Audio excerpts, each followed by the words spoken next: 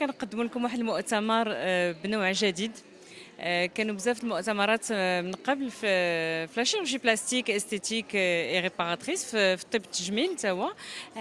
هذا العام بغينا يكون هاد لا سيسيون ديالنا ليديسيون ديال هذا العام بغيناها تكون شي حاجه اللي ما عمرها ما دارت قبل. دونك اليوم اسسنا هاد اللي سميناه ترينين فيليج اللي هو بحال ان فيلاج دانجيكسيون اللي هما كما كتشوفوا هاد سبعه ديال لي سبونسور ديالنا اللي هما كيوفروا هاد المواد ديال حقن الفيلر والخيوط ديال شد الوجه.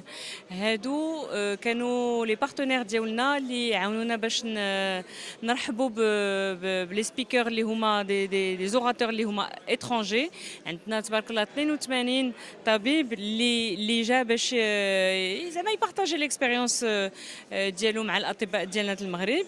وهاد الاطباء جاوا من 23 دوله مختلفه. دونك حنا كنرحبوا بهم ومفتخرين حتى بالاطباء المغاربه اللي حتى هما الحمد لله على بوينت دو لا تكنولوجي. وعندنا الحمد لله كاع التقنيات في المغرب دابا اللي هما موجودين. والطب التجميل وجراحه التجميل كت سو ديفلوب بوكو طورات بزاف الحمد لله. واليوم كنا باغيين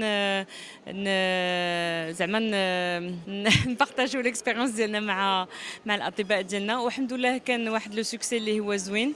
هاد لو كونسيبت عجبهم بزاف. عندنا 4 صالات، 4 الصالات ديال لي كونفيرونس اللي كان فيها جراحه التجميل مع اكبر اطباء ديال جراحه التجميل اللي كاينين، وثلاثه القاعات ديال الطب التجميل اللي هو بصح كيطلب بزاف تقنيات اللازير للبوتوكس لي انجيكسيون دو فيلر. وفوالا دونك كنرحبوا بكم في هذا المؤتمر وحنا مفتخرين بهذا لو سوكسي الحمد لله ديال هذه ليديسيون.